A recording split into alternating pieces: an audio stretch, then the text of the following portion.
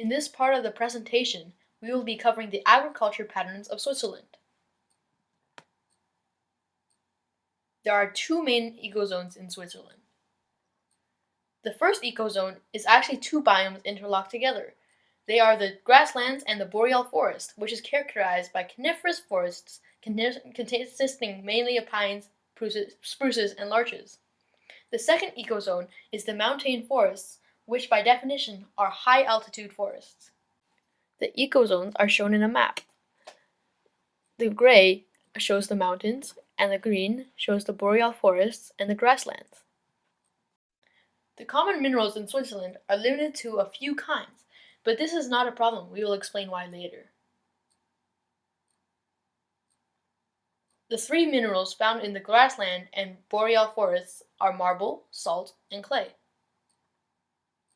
In the montane forests, there is iron, manganese, clay, gravel, and granite.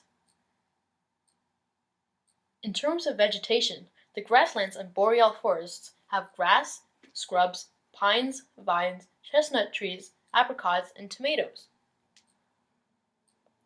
The montane forests contain mainly coniferous forests with mosses and lichen at extreme heights.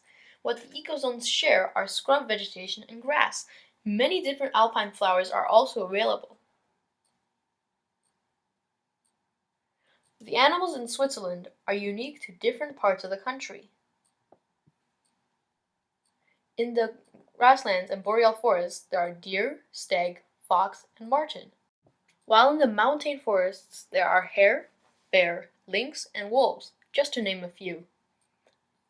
With the abundance of fresh water in Switzerland, some of the fish are breams, sturgeons, and carps. Now to explain why the lack of minerals is not a problem.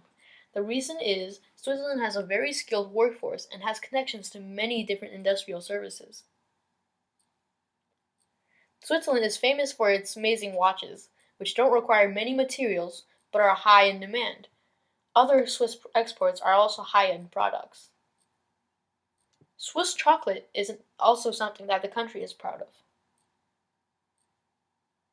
Along with the chocolate, they export wine and cheese.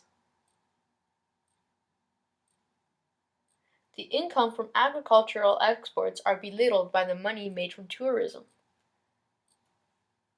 Because of Switzerland's interesting landforms, the tourism business creates jobs for many.